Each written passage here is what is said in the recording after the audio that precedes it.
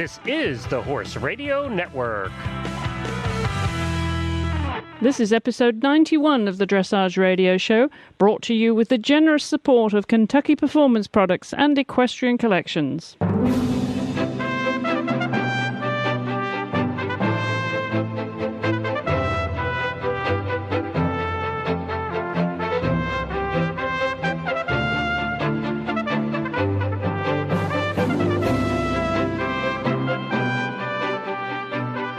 Hello, I'm Chris Stafford, and on the show this week we hear from Richard Davison on the progress and prospects of British dressage. And joining me in the co-host chair from Wellington, Florida is Mary Lauritsen. Hi, Mary. Hi, Chris. How are you doing? I'm doing good. Are you enjoying the Florida climate now? You're getting used to it? Oh, I'm getting too used to it. I'm so happy to be here, be away from the cold, and the horses are really enjoying it, and every moment's been great. Good. Now, you're down there for several more weeks, I should say, aren't you, till the end of March, beginning of April? Yes, that's right. We'll have one last show finishing up the season here, and we'll be leaving shortly after that, the first week of April. When is your first show, Mary? Well, I just made a decision today after speaking with my trainer, and it looks like I'm going to be going to the Wellington Classic 2 competition, which I believe is the second weekend of March. So we've got a little bit of time. Terrific. Yeah. Just still got a few days to do your homework, get ready. Yes. It's all about the training, right? Yes, and there's lots of homework to be done. Well, talking about getting their training right, your friend and our colleague here on the Horse Radio Network's Dressage Radio Show, Heather Blitz, done remarkably well again. She's just won yet another Prix Saint-Georges with Paragon. They won on 70.614 down there at the Classic Spring Dressage, Wellington Classic Spring Dressage competition previous week, and I believe the conditions were absolutely awful. Mary, did you go over to the Jim Brandon Arena? Well, I headed over there on Sunday when it had really cleared up, but I was hearing left and right from everybody in the dressage community down here how terrible it really was, and I mean it was yucky weather, lots of rain and overcast, and of course. That always happens during a horse show, so it had to happen that weekend. Yes, I believe it really was very, very bad, so much so that a number of people withdrew from the I-1 the following day, including Heather, saving her horse for another day. And, of course, the World Dressage Masters will be taking place down there, the Palm Beach version of that round of the WDM Masters, World Dressage Masters competition. That series that starts in Europe comes over here just once, and that's going to be March 9th to the 11th at the Jim Brandon Arena down there in Wellington. And I don't know, just hope they don't have bad weather, Mary, because they certainly don't want those sloppy conditions for something like the World Dressage Masters.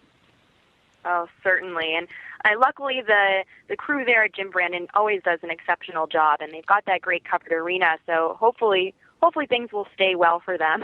Yes, absolutely. Well, we should mention that we've heard of the 5 European entries, 6 European entries coming over from Europe for these World Dressage Masters. That's going to be Tina Wilhelmsen from Sweden, Anne van Holst from Denmark, Michael Rapovitz from Poland, Valentina Truppa from Italy, Anja Plötz from Germany, and Christa Laricus from the Netherlands. So a nice little turnout there, coming to enjoy some Florida sunshine. As part of, all of those venues are just lovely venues from that series, and it's picked up quite a reputation. It's the place to go to. I think it generates such a great sort of public to the WDM. Did you go last year? The last time it was there, Mary? Last year down there? I did.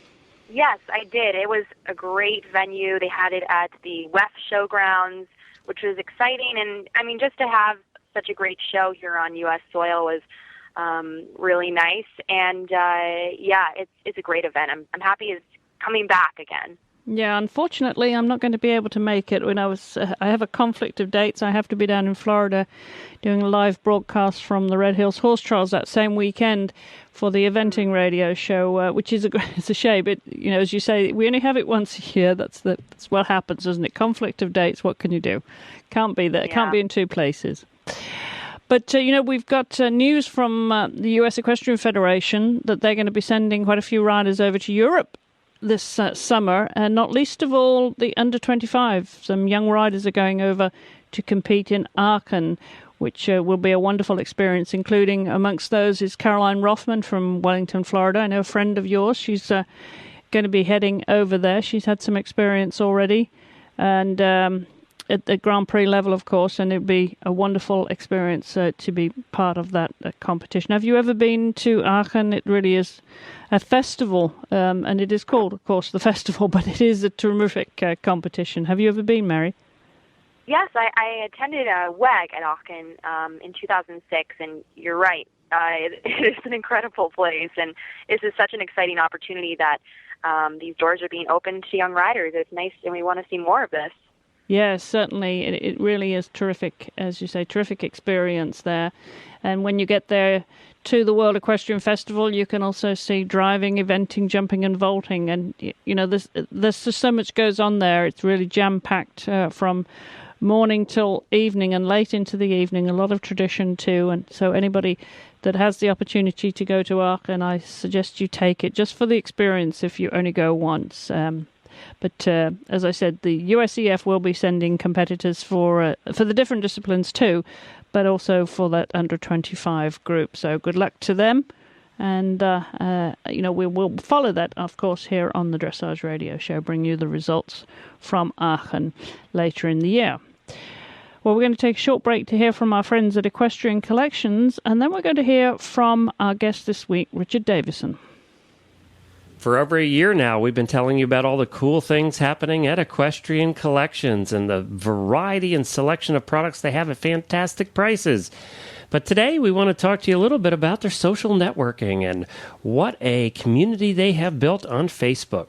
If you go to Facebook and search for Equestrian Collections, you're going to find that over 20,000 fans are now following Equestrian Collections on Facebook. And the reason is they have a dynamic community built over there.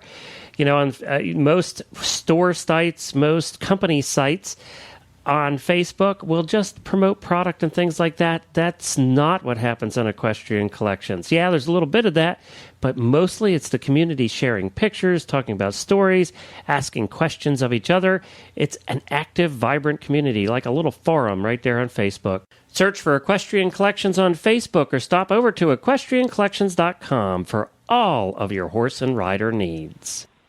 Well, Richard Davison is well known, of course, in British Dressage for his role as the high-performance manager, managing the team there, and, of course, an experienced competitor himself. I've known Richard a very long time, and this was the first time that he's been on the show, and so looking forward to sharing with you the conversation I had with Richard about the progress and the prospects of British Dressage, which is very, very impressive. So let's get Richard on the line.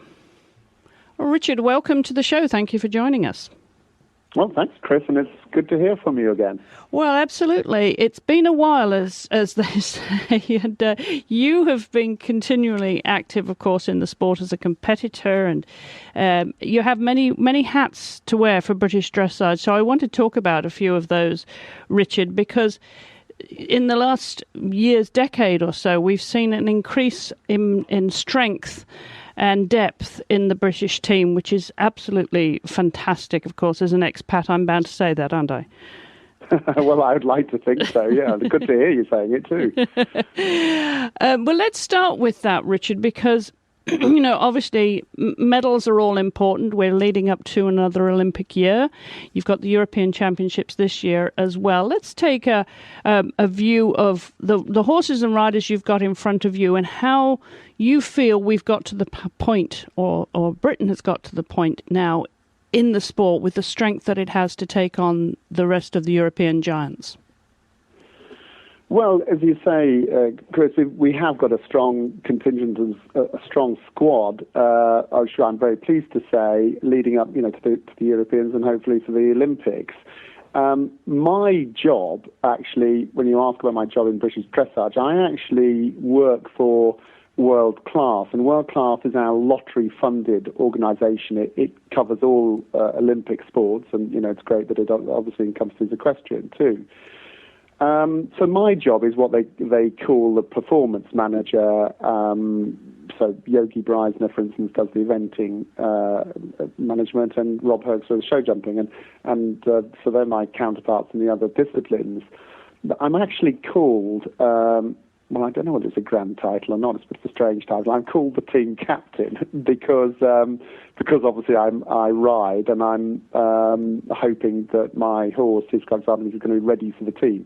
So that's my title. But in principle, my job is to strengthen the squads. I'm not just talking about the team, the 4 members of the team or the 3 of the Olympic. I'm talking about the depth of the squad, and to keep raising the bar for those riders in that squad, and also to coordinate and communicate all the support staff. So it's an extensive responsibility now. So do you go around scouting for talent, as part of that responsibility, building up to team selection? Yes and no. I'm not a selector. Actually, it's a great job because it suits me perfectly, because I'm an absolute master at delegation. And, once you've mastered that, it's great, because all you've got to do is make sure everybody else is doing their job. And they understand that you're delegating. Yeah, that's right. And so I'm not a selector. That's the first thing. It's very important because obviously, riding and managing a squad, there are potential areas of conflict, and they have to be addressed and very transparent and managed.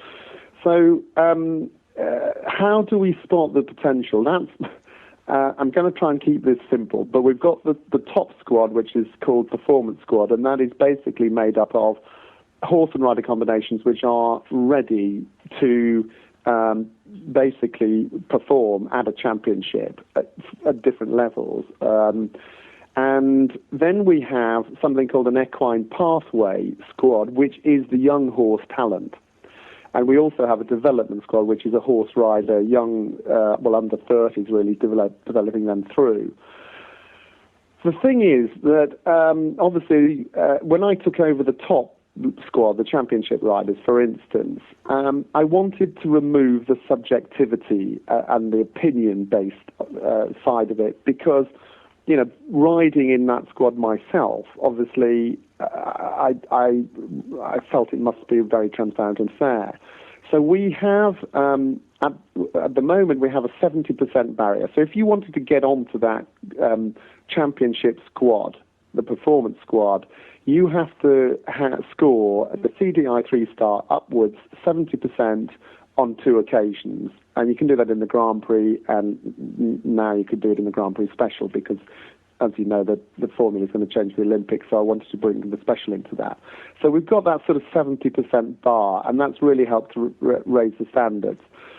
In terms of spotting younger horses, which maybe you want to talk about later, that's a different section, really, and we hold viewing days for people that think they've got horses that have got the talents for Grand Prix at an early stage, so we can help them develop that. And I get riders over from Europe, Hans Peter Minderhout, and so on and so forth, to help and bring an independent eye for that. Well, let's talk a little bit more about that, Richard, because what is obviously looking at Great Britain and the growth of the sport and how successful it's been as the national squad, collecting medals left and right, it has to start somewhere. It has to start with your ground base, with the production of young horses. Who has developed this program, and how does it actually work to spot these young horses, as you just described?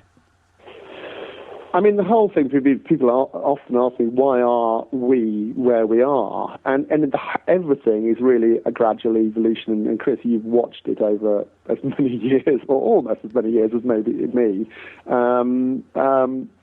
So it is a gradual evolution, and even bringing the young horse squad into our world class program was a next stage development. In as much as we knew the established horse rider combinations, but we said, what's the wastage rate that we've got out there, where you've got potential Grand Prix horses, but maybe not in, when I say in the best hands, I mean under the management or the training of them. So Will Connell, who is our performance director and my boss, if you like, I remember him sitting down in Aachen actually some years ago saying, we've got to bring a horse pathway in, and that's what our equine pathway does. And we run quite a tough criteria with that. That is, we say we're looking for horses that can already demonstrate the talent that is required and the aptitude that is required for the higher levels of Grand Prix.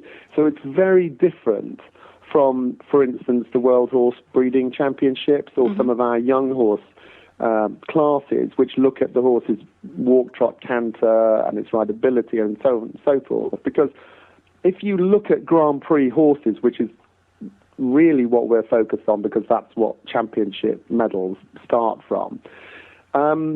If you look at the famous ones, they maybe haven't all had a fantastic walk, trot, and canter.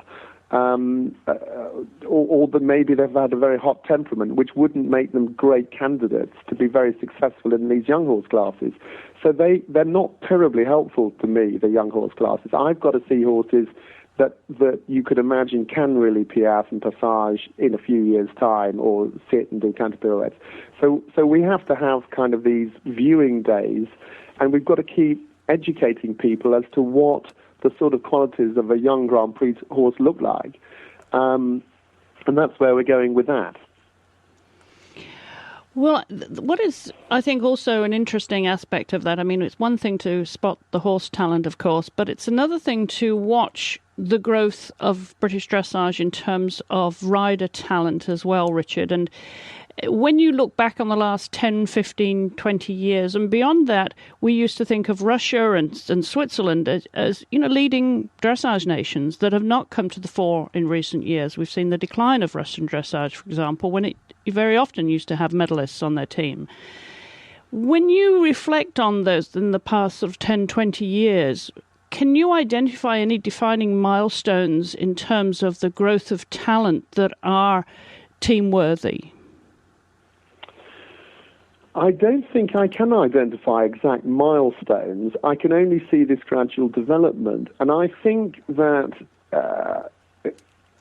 if you look back to when, I think the dressage world has become a much smaller place, like the world itself. And actually, in your program, going out to so many countries helps that world become smaller. But in terms of Great Britain, once it started to get more riders into more European high-level dressage shows, that's when we really started to learn. And I like to think about it, if it's a product, we're getting it into the open market. And once you get into the open market, it can be a bit frightening, because you don't start at the top. You generally start at the bottom and you work your way up. And I think over the last 20, 25 years, our riders have got into these shows. They've been immersed in the different levels of international dressage competitions, and they've come back and they've learned from it. And more importantly, our professional riders who help other people have done exactly the same thing. And I think that's really, in terms of rider and trainer expertise, I think that's really been the biggest single help to overall standards.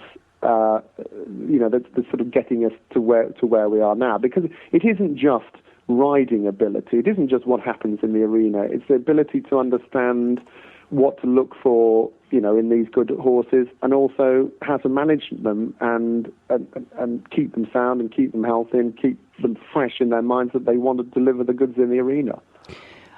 Which do you think has come first, Richard? Has it been the international success and the development internationally of heroes if you like, in British dressage that young riders aspire to? Or has it been the growth in interest in grassroots of young people to get into the sport as opposed to going into eventing or jumping? Well, that's a very interesting question, actually. And I'm inclined to say the latter, actually. Generally speaking, dressage itself is, you don't need to sell dressage anymore. I mean, 25 years ago, when I used to go out to dinner parties, I'm talking about a non-horsey dinner party, for instance, and people say, what do you do? I never used to start off by saying I'm a dressage rider. I used to say I ride horses. And they'd say, oh, you're a jockey or a show jumper. And I'd say, well, no, I do this thing called dressage. And, that's sort of where you go around in circles. And they'd say, oh, fine. Now I can say I'm a dressage rider. And the ordinary folk know what that is in Great Britain. And so dressage itself, for all sorts of reasons, has really shot to popularity. And I think that's where we've gone to in British dressage, in the population there. And people have learned the fascination of it. It's great training an animal and schooling an animal, and they enjoy doing that. And of course, some people are motivated by getting the ribbons on the bridle. Some people are more motivated by the training and use the ribbons as a bit of a assessment to where they've got. But that's where I think it's really got to. And I may be wrong in this, but your first scenario you gave me, is it because they were heroes? And we were, I don't think the British people work like that. We're really bad at promoting our own heroes and putting them on the top. We tend to do it the other way around, really. So no, I think it's really got because people have really learned what dressage is all about. It's not doing fancy tricks or, a best turnout competition, which is what they used to think it was. It's about training a horse and developing a horse. And, that's where we've got to. Well, looking at the talent that you have, your current team, of course, from WEG, you have to be filled with confidence going into the European Championships and, of course, the London Olympic Games in 2012. Do you feel already there is a certain expectation now that you're building and a pressure on the British team, to get on top of that podium or at least stay as high as they can? Get on the podium is one thing, but are there higher expectations now simply because of the continuing rise in standards and performance of the British team? Well, you have hit the nail right on the head there. Yes, there is a huge expectation. And London will be my fifth Olympics. It's ridden in 3, and then I was... You're not that old, Richard. No, I started when I was about 4, I think. Very early, yeah. Because I'm before there was an age requirement in the Olympic Games. Yeah, totally. Yeah. I'm only mid-20s now, as you know. Quite. So but the thing what I was going to say is that this Olympics will be like no other Olympics I've known, because it's on our home soil, and we are going into it, as you said, with an expectation of medals thrown upon us. And I think that is actually going to be very tough. And we started a year out within World Class discussing how to manage that, manage that expectation put on by the media and everybody else. What I think is that, like everything, as a rider and the team will just have to concentrate and go in and do their own performance. You can't suddenly conjure up anything, and if you try to, it won't work. But in terms of kind of putting the shutters down and or the blinkers on, if you like, so you stay focused, I think that's going to be our biggest challenge, and as I said, one that we've already started to address. Then it's no good. Of course, everybody knows that we've got an absolutely world-class combination with Laura Beckler-Steiner and Mistral Horace, but we cannot just rely on that horse carrying the major part of the percentage score to win us a medal. And my focus is on bringing up that back line. It's like a military operation, and we've got to have enough troops in that back line that we keep raising the bar. I mentioned at the beginning that we have a bar to get into world class of this 70%. The reality is I'm looking out for our riders to be pushing up to bringing home 72% results in International Grand Prix, so that there isn't so much for our big star to do, or that we build a contingency in that, if they have a bad day or not such a good day, we're still up there with a chance. Well, you talk about those those baselines there, of course, and we have to mention Laura Bechtelsheimer, Carl Hester, Maria Alberg, Fiona Bigwood, obviously all team members last year at the Alltech FEI World Equestrian Games. It is somewhat comparable to the situation here in the States in that we have Stefan Peters and Ravel as our hero, but they can't be the whole team. It's a very similar. Absolutely. And of course, I know that US is one of your biggest threats, so I won't rub that in too much. Well, don't worry, we're working on that. but I'm not going to reveal our secret weapon. Of course not. But let's turn to this year and the horses and riders that you're preparing. You mentioned, as part of the expectation that's put upon the British team now and leading up to the London Olympics, that you are already working on that expectation to cope with it. Do you use sports psychology for the riders?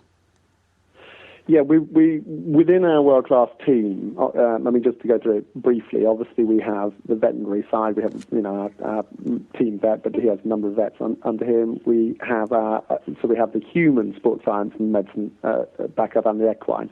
And within the human side, we have physios and dietitians and so on and so forth, and we also have psychology support as well. And what we've learned is that the psychology side, there isn't one psychologist, a one-size-fits-all. Different riders have different needs and actually different styles of psychological support. And so we supply, if you like, a choice. It's our policy now that we've learned we're not going to take a psychologist with us to major championships. We've tried both systems. So the psychologist doesn't accompany us to championships, but yes, we do have a psychological side. I mean, of course, you can think what you like of various psychologists, but psychology underpins and determines all our behavior and our choices, and of course, it's absolutely critical. Do you have a strategy then for the team and for prospective members vying for selection for this spring and the summer season leading up to the Europeans and then beyond? Is the plan, like so many others, is it quadrennial leading up to the games, Richard, where you've got a series of competitions that prospective riders for the team would be expected to perform? Yeah, absolutely. We don't have selection trials in England per se for that top squad because, like I said earlier, we need those riders not to prove against each other.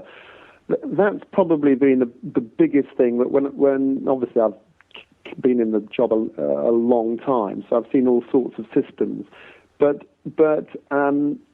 if you want to get onto the British team, you have to prove that you have already been successful against the top combinations around the world.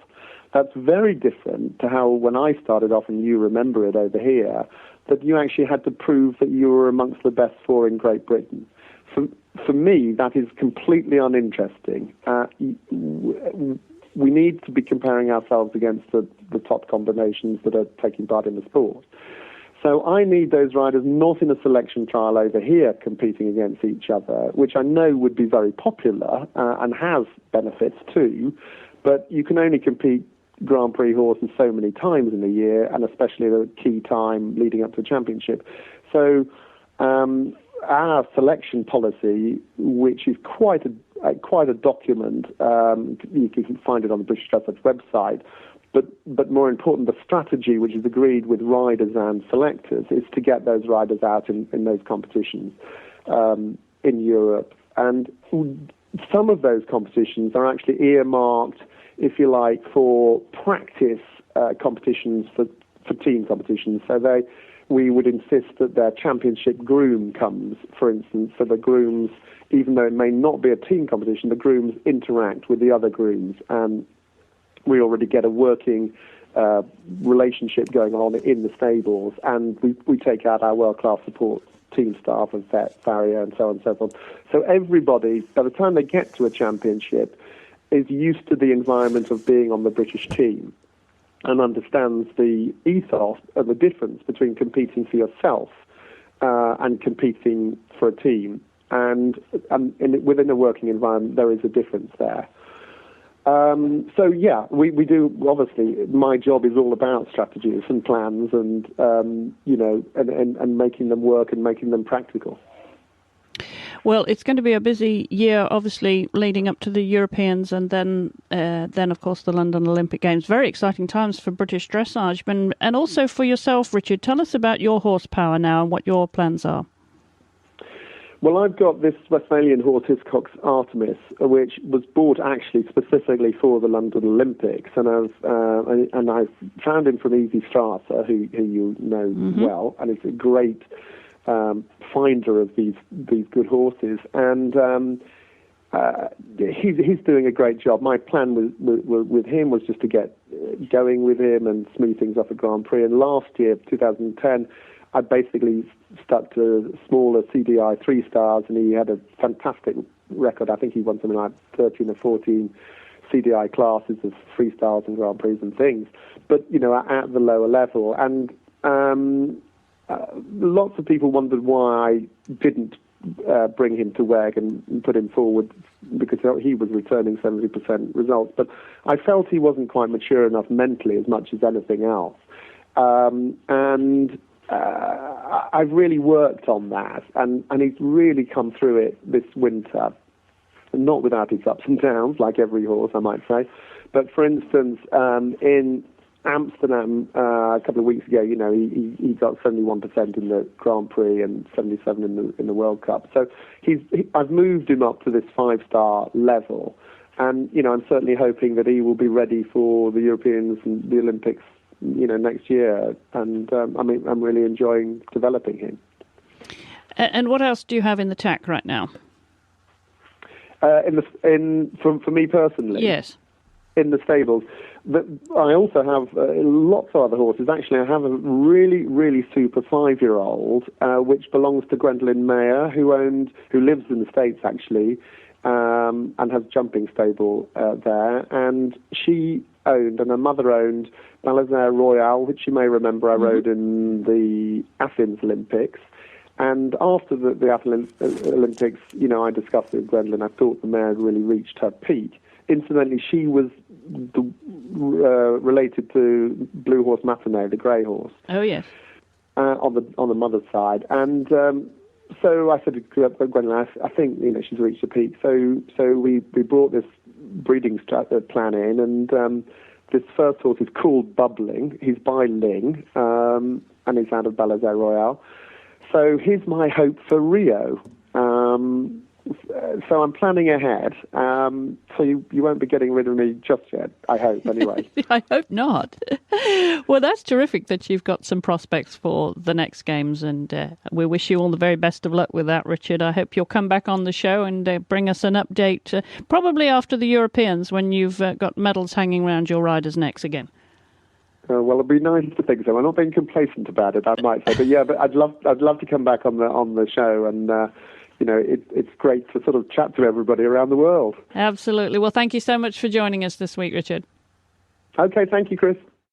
Well, our thanks again to Richard. Great to catch up with him. And I have to say, as an expat, it's remarkable, Mary, watching the British dressage take off the way that it has in the last sort of 20 years or so. And now it's obviously formidable. They're even showing the Germans the way. Who would have thought that? Yeah, I know. It's very exciting, and it'll be great to see what happens at the Olympics as well. Yes, and as Richard said, a lot of pressure on them, of course, to do great things at the Olympics. And this year they have the European Championships, of course, to contend with first. And so it's all happening over there, and we wish them all well. And I'll have, of course, get Richard back on the show here in the future and bring us an update on British dressage. Well, let's hear from Kentucky Performance Products, and before we get to Mary's tip of the week. Hi, everyone. Glenn the Geek here. Kentucky Performance Products has become a favorite of many listeners of the Horse Radio Network. They have a product that we want you to consider called Contribute. Take a listen to episode 14 of the Tack and Habit radio show, and you will hear a complete discussion on this product with Delia from Kentucky Performance Products. Contribute is the omega-3 fatty acid supplement that is so important to your horse's well-being. Contribute helps maintain soundness and longevity by protecting joints from damaging inflammation and sustains a strong immune response in horses of all ages. Learn all about omega-3 and 6 fatty acids and why they are so important by listening in at tackandhabit.com, episode 14, or go to kppusa.com for more information. That's kppusa.com. Well, Mary, as still just a young rider, you'll soon be an old timer, won't you? How many more weeks and months have you got to go? Oh, my birthday's on April 2nd. Oh, The big 22. The big 22. April 2nd, you know, I don't envy anyone who has a birthday on April 1st. Oh, yes. I was almost a April Fool's joke. My birth. Well, as a young rider, obviously, you're very observant and very aware of, you know, the opportunities that are available to young riders. So I think you've got some updates there on what you're seeing while you've been down in Florida. Yeah. Well, my tip of the week is about young rider opportunities at large. And there are many events, be it pizza parties, clinics, relaxed get-togethers, or education sessions that are being put on by young rider advocates or large organizations like the USDF or USEF. And these things go on, and while some attend, many miss out on these opportunities. And having competed first as an intimidated junior rider on a very unreliable hunter pony, then as an FEI junior for 3 years, and most recently as a young rider for the last 2, I have witnessed and partaken in many of these programs. I can't tell you how many times I've watched the same scenario play out with young riders who say they want to attend a particular event or say they want to make it to the top of the sport, but do not follow through on these ambitions. And I feel there are many youth programs that are taking place, especially throughout the competition season in all regions. And in past years, I've seen that these events, which at first may have seemed intimidating or perhaps elitist, well, much of this has vanished. And because of this positive change, the doors to these events are more open than ever and welcoming to young riders of all ages and abilities. It just takes a little courage and will for young riders who are stepping into the competitive dressage arena to get in the know, network, which is perhaps the most important thing to do, and to learn. So my advice to young riders and those who teach, mentor, or aid them, don't be afraid to approach other young riders. In fact, many of us FEI young riders are more than happy to lend a hand and give some advice. It's not only the job of the young rider, but of the trainers, coaches, and parents to be in the loop and to encourage their riders to get out there and take advantage of these opportunities. Not only do I encourage other young riders, FEI or not, to speak with their peers, but just some easy online research on your local GMO website or the USDF and USEF sites will open up your eyes to what is really out there. You're only a young rider once, so ride it for all it's worth. That's great advice, Mary. And as you say, the opportunities are abundant. And, you know, there's so much to be learned from just watching, isn't there? There is. And I can say that this past weekend was no exception when I was given an invitation, and other young riders here in the south of Florida were given an email invitation from Lyndon Gray to attend a wonderful opportunity at the CDI from last weekend with Ann Gribbins, who was offering commentary to during the I-1 freestyles. And that was something that I'm kind of at loss for words for that. I learned so much within that 1 hour of the freestyles and took so much home that I can apply to my riding and hopefully share with others. And things like this are happening all the time. So I really, really want to see more young riders getting out there and taking advantage of these opportunities while they're still there. Absolutely. Great advice. And you heard it there from Mary.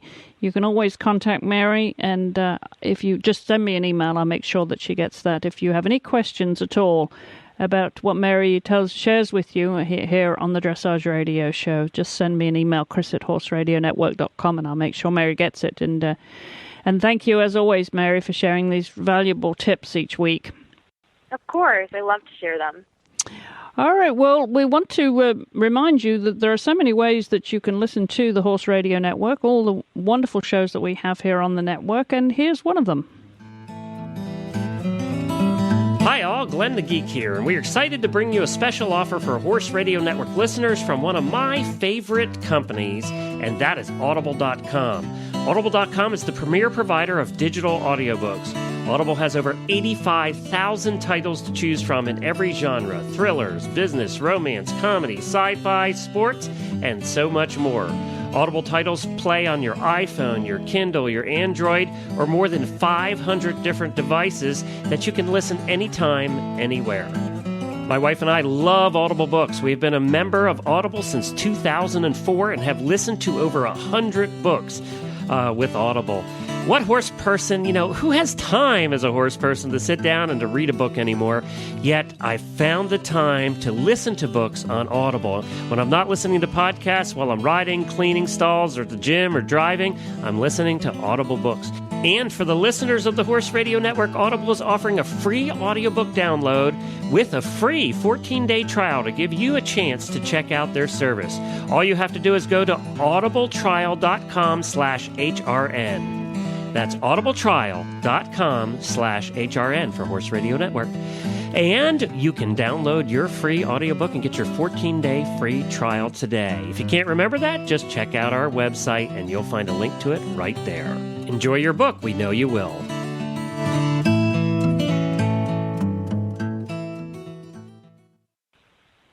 And finally, check out this handy iPhone app. Mary, I'm really into iPhone apps, and this one is really super duper. I don't know if you've come across it yet, where you can create, study, and even animate your test at Equisketch. Have you come across it? I sure have. When I got my iPhone, one of the first things I did was search dressage apps. And at first, there really weren't very many out there, but I downloaded Equisketch, and that is the coolest thing.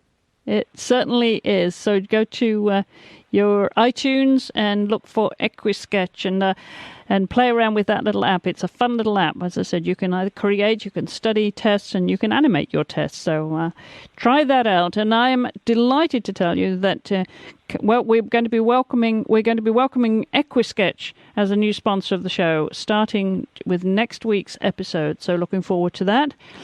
And finally, anyone who's been or going to Thermal for the dressage shows over there, and if you would like to bring us a report here on the show, we would love to hear from you. If you've competed or you've been over there to watch someone else, or just as a spectator, let us know, and we would love to have a report from the competitions over there on the West Coast. So just send me an email, chris@horseradionetwork.com. Don't forget you can check out all our show notes at dressageradio.com. And you can follow Mary on Twitter at Mary Dressage, or me at Chris E. Stafford, or Horse Radio. Well, that just about wraps it up, Mary. So what are you going to be doing now between now and your competition? What are you doing when you're not riding and in the barn? Do you have time to go out to other competitions and watch? Oh, yes. Definitely make time to do that, because there is so much to see and learn, and it's all very close. But I can't really say I ever get away from the barn, because we're living in an apartment that's attached to the barn. Oh. So I'm always surrounded by the horses, but it's a great thing, just enjoying this beautiful weather, taking advantage again of all the opportunities, dressage opportunities, and occasionally hitting the beach or going into West Palm and doing a little bit of shopping, whatever I can on my days off. So there's a lot to do down here. Well, you're right in the thick of it there, so I'm sure you're enjoying every minute of it. Certainly, yeah. Well, great, Mary. Well, come back and see us again really soon, won't you? Yes, of course. And good luck with your first competition. Well, that wraps it up. That wraps it up for us here on the Dressage Radio Show this week. I will, of course, be back same time, same place next week. So until then, Thank you all for listening, and don't forget, it doesn't matter how young or old you are, your health and welfare is important to everyone around you. So do the right thing and wear your helmet.